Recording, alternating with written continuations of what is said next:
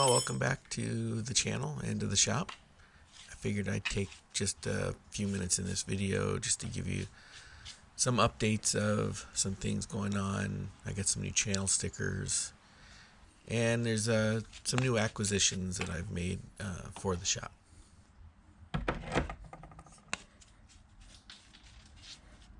And I'd like to take just a second here just to thank all of the subscribers to the channel. It means a lot when you subscribe or you like a video. And if you're new to the channel, welcome, and I hope you enjoy.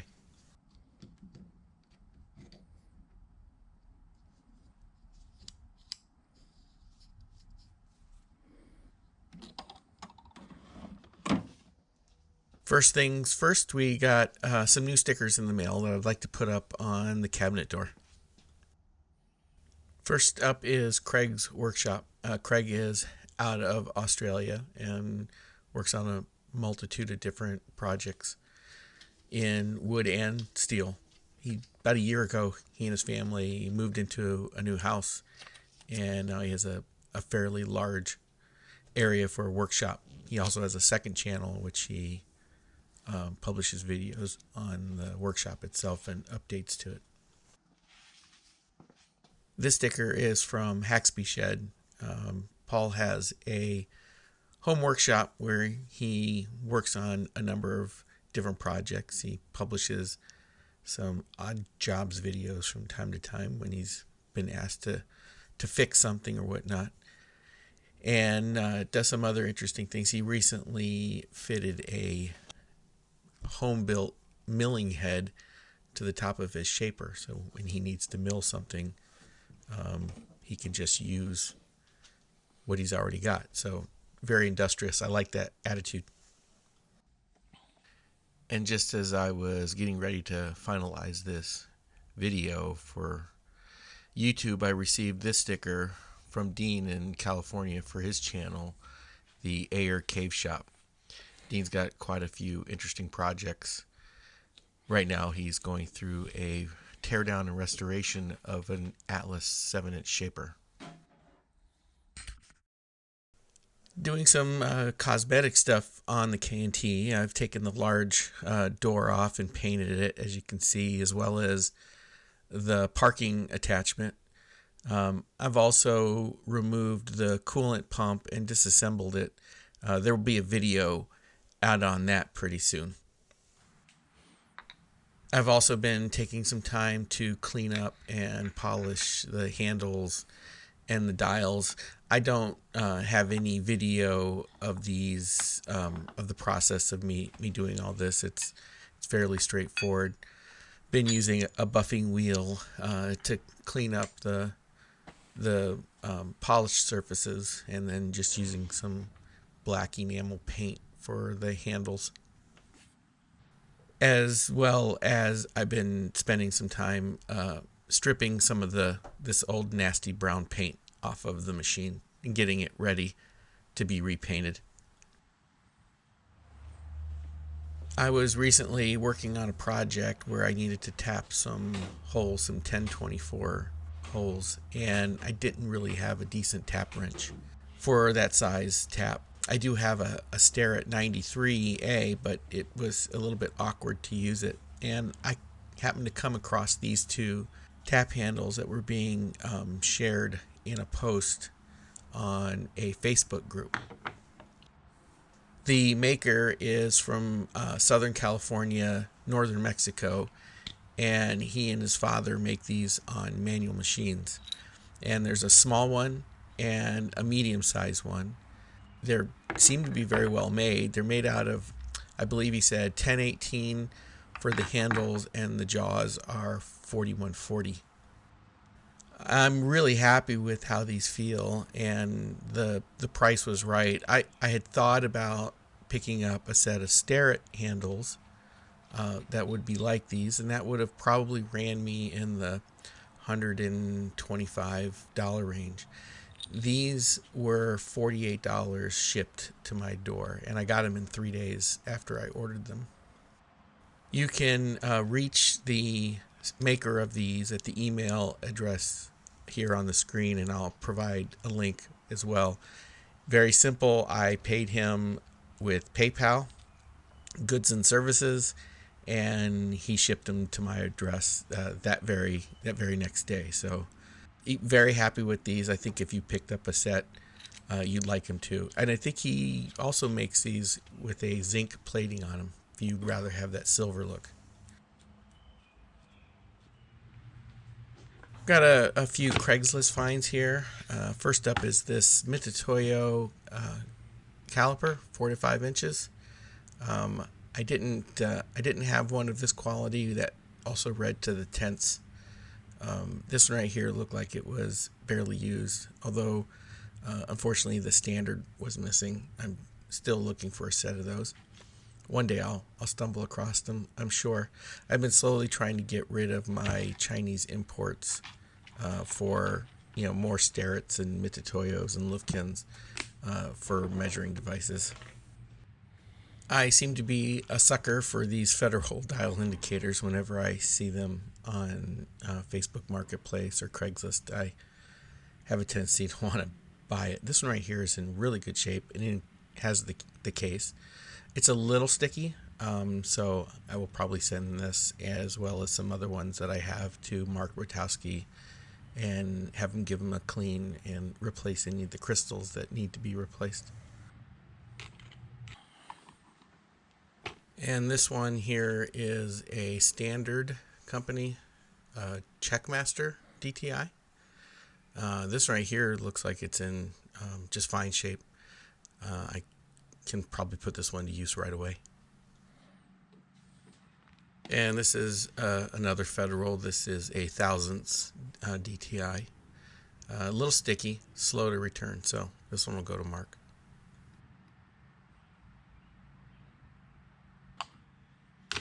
This is another Federal DTI. This is a hundredths. This right here looks like it's in pretty good shape. I might not have to do anything with this one.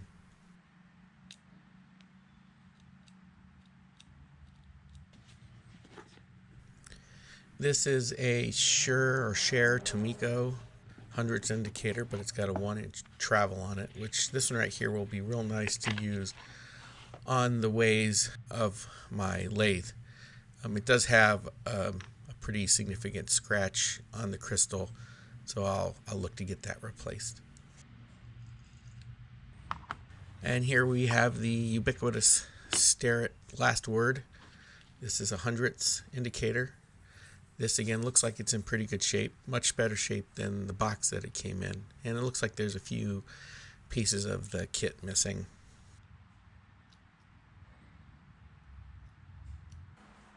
I came across these recently, again on Craigslist. These all came together. First is a Starrett Edge Finder. I already have one of these, but it never hurts to have a backup. Also was this Wiggler kit from Lufkin. There was one piece in here that I'm not sure was part of the kit that was broken, but it looks like the rest of it's fairly intact. And I didn't have one of these, so it's nice to have this in the toolbox.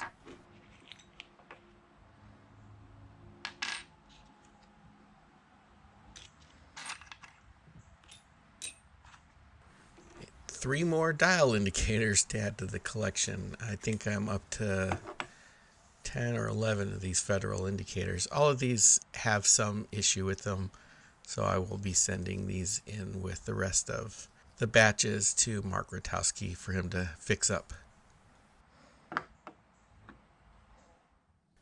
Along with Craigslist and Facebook, I try to keep my eye out for what might be available at auction, and I recently bid on some items from a floor company that was going out of business and came away, I think, pretty good. First up was this brown and sharp dividing head with a 3-jaw chuck on it. It also has 3 dividing plates, which from the literature I was able to find, I believe those were the 3 that came with it. It seems to function. Everything seems to do what it's supposed to do, although it's a little bit sticky in parts. And I think somebody either used grease or the oil just dried up. So this will definitely be a rebuild, rehab in the future. I also managed to end up with 2 different tailstocks. And the reason for that is I wanted one of them. In the way that these online auctions work, you don't necessarily know if you're going to win one before the other one might close. So I just put a bid on both of them and ended up winning both of them.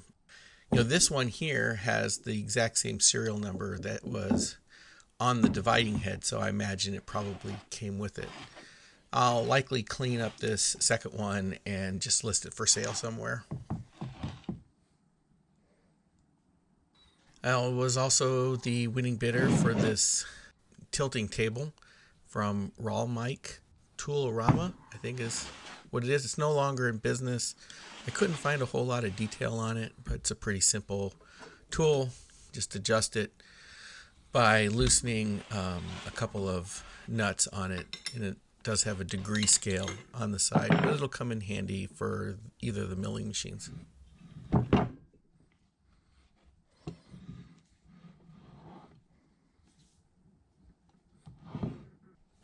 I have been looking for a spindexer of some kind for a while, and this one came up in the auction.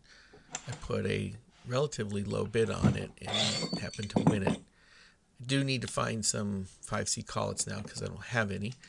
And along with it was this other simple tool holder that looks like it'll hold a collet either vertically or horizontally, but I think I only paid $10 for this one. And there's this set of reduced shank drill bits from 9/16 up to 1 inch. These were ridiculously cheap. I didn't have a set. They're import, but they look like they have pretty good edges on them. It only looks like maybe half of them had ever been used.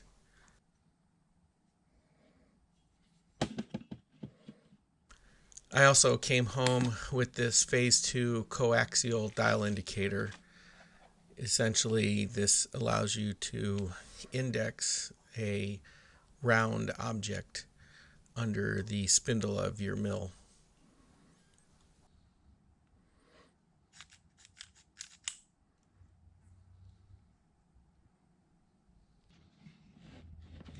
As much as I like my Federal dial indicators, this Starrett 196 came home with me. The kit's complete except for one of the ground rods. The DTI itself is functioning perfectly.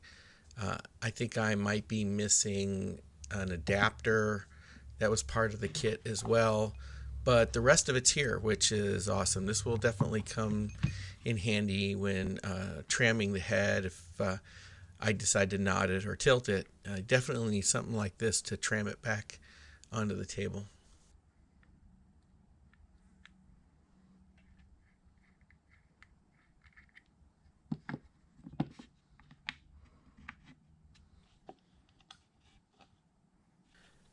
And I thought my bid was so low on this one that there was no way I was going to win it, but I did. It's a Chandler boring and facing head.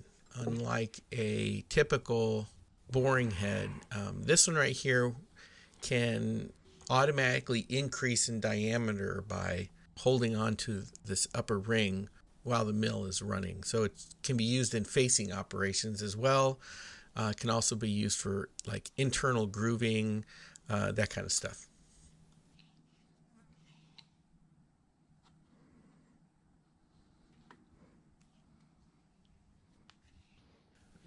All in all, I think I came away with some terrific deals. I won't share exactly what I paid for everything, but it was a lot less than what I would have thought, especially a lot less than if I would have bought any of this stuff brand new. I encourage you to keep your eye out for auctions like these, especially if you're looking for tooling that you'd like to add to your shop.